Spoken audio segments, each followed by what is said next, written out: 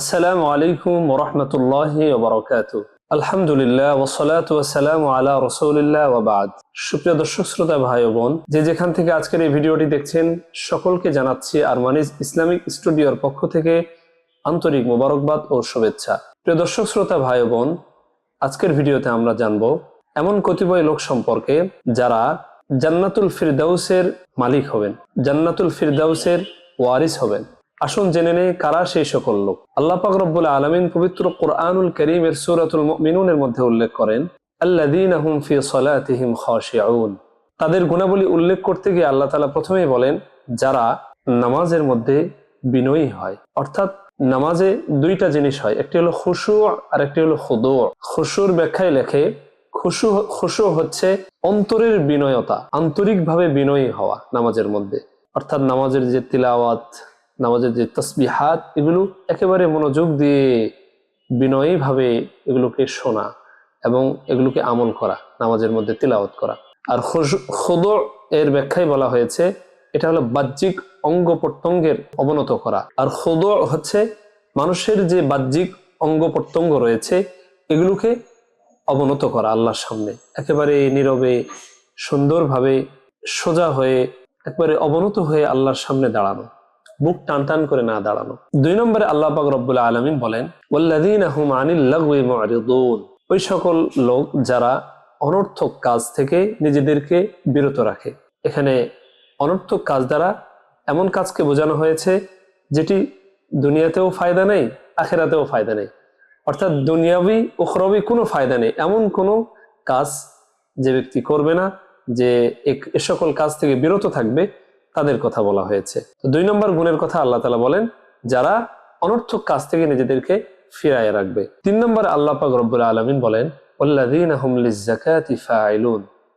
যারা তাদের যাকাতকে পরিপূর্ণভাবে আদায় করে। আল্লাহ পাক রব্বুল আলামিন যে সম্পদ দান করেছেন এবং যাকাতের যে একটা পরিমাণ আল্লাহ তাআলা উল্লেখ করেছেন, যে এতটুকু পরিমাণ সম্পদ হলে মানুষকে যাকাত দিতে হয়, এই পরিমাণ সম্পদ হওয়ার পরে যার উপর যাকাত ফরজ হবে, সে তার যাকাতকে পরিপূর্ণভাবে আদায় করে, সে ব্যক্তির সম্পর্কে আল্লাহ তাআলা পুরস্কারের ঘোষণা করেছেন যে সে জান্নাতের মালিক হবে, জান্নাতুল ফিরদাউসের ওয়ারিস হবে। তো 3 নম্বর ব্যক্তি সম্পর্কে আল্লাহ বলেন, তিনি হলেন বা তারা হলেন ওই সকল ব্যক্তি যারা ওয়াল্লাযীনা হুম লিয-যাকাতি ফাঈলুন, তাদের যাকাতগুলোকে পরিপূর্ণভাবে আদায় করে। 4 নম্বরে আল্লাহ পাক রব্বুল আলামিন বলেন, ওয়াল্লাযীনা হুম লিফুরুজিহিম হাফিজুন। যারা তাদের লজ্জাস্থানকে হেফাজত করে। লজ্জাস্থানের হেফাজত অর্থাৎ আল্লাহ পাক আমাদেরকে যে কাম ভাব, যে শাহওয়াত দান করেছেন, এটির সে ব্যবহার যথাযোগ্য স্থানে, যথাযথ স্থানে ব্যবহার করে।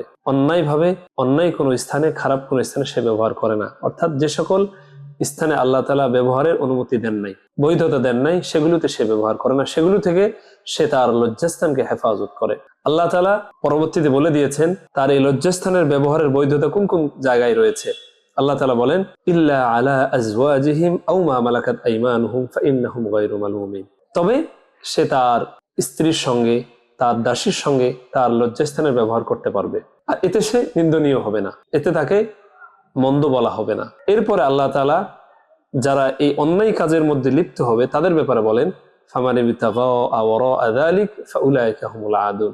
যারা এই আল্লাহর সীমাকে অতিক্রম করে অন্য কোনো খারাপ পন্থা অবলম্বন করে, অন্যায় কাজের মধ্যে লিপ্ত হয়, জিনায় লিপ্ত হয়, অন্য কোনো পরপুরুষ বা কোনো পরনারীর সঙ্গে মিলিত হয়, তাহলে সে ফাউলাইকা হুমুল আদুন, এরাই হলো সীমা লঙ্ঘনকারী, এদের জন্য রয়েছে কঠিন শাস্তি। আল্লাহ তাআলা তাদের শাস্তি কি হবে অন্যান্য আয়াতের মধ্যে আলোচনা করেছেন, সেগুলি অনেক দীর্ঘ আলোচনা।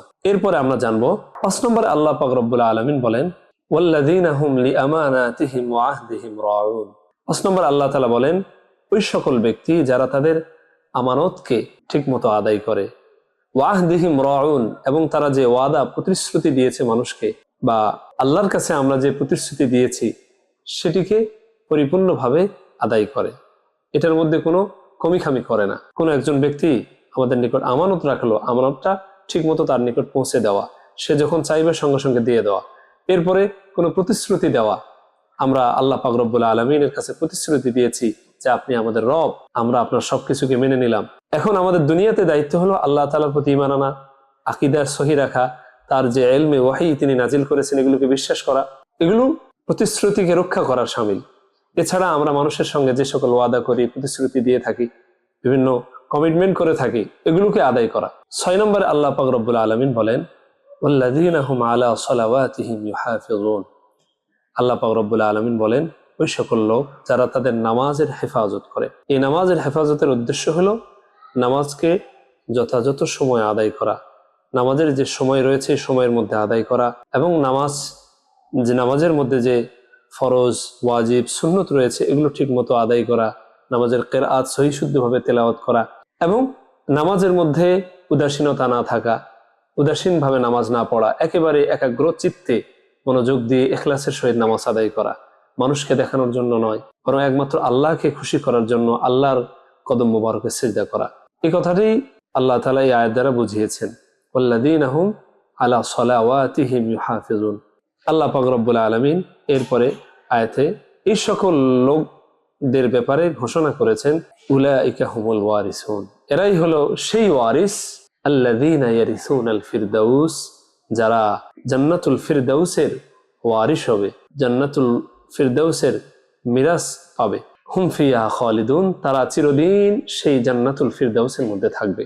সুপ্রিয় দর্শক শ্রোতা ভাই বোন, এখানে একটি বিষয় আলোচনা করার রয়েছে, সেটি হলো আল্লাহ তাআলা কেন এখানে মিরাসের কথা বললেন। আল্লাহ তাআলা মিরাসের কথা এই জন্য বলেছে, মিরাস এমন একটি মালিকানার মাধ্যম, এমন ভাবে মালিক হওয়া যায় কোনো সম্পদের যেখানে কোনো যোগসূত্র লাগে না, কোনো মাধ্যম লাগে না, মানুষ অটোমেটিক মালিক হয়ে যায়। তা ঠিক তেমনি ভাবে যখন কোনো ব্যক্তি এই 6 গুণের অধিকারী হয়ে যাবে তখন সে অটোমেটিক জান্নাতুল ফিরদাউসের মালিক হয়ে যাবে। এরপরে মিরাসের যে সম্পদ মানুষ পায় এটা সে কখনো তার থেকে হাতছাড়া হয় না, সে এটার মালিক হওয়ার পরে তার থেকে কেউ ওটা নিতে পারে না, সে চিরদিনের জন্য মালিক হয়ে যায়। ঠিক তেমনি ভাবে আল্লাহ তাআলা এই কথা বলে এখানে বান্দাকে ঘোষণা দিয়েছে যে বান্দা তুমি জান্নাতুল ফিরদাউসের মালিক হবা এবং চিরদিন সেখানে থাকবা, সেখান থেকে তোমাকে আর কোনোদিন কেউ বের করতে পারবে না, তুমি বের হবা না, এই মালিকানা তোমার থেকে কোনোদিন কেউ নিতে পারবে না বা নিবেও না। তো এটি আমাদের নিকট স্পষ্ট হলো। এই কারণে আল্লাহ তাআলা এখানে মিরাসের কথা উল্লেখ করেছেন। আল্লাহ পাক আমাদের সকলকে এই 6টি গুণের অধিকারী হওয়ার তৌফিক দান করেন। ওয়া আখিরু দাওয়ানা আলহামদুলিল্লাহি রাব্বিল আলামিন ওয়া আসসালামু আলাইকুম ওয়া রাহমাতুল্লাহি ওয়া বারাকাতুহু।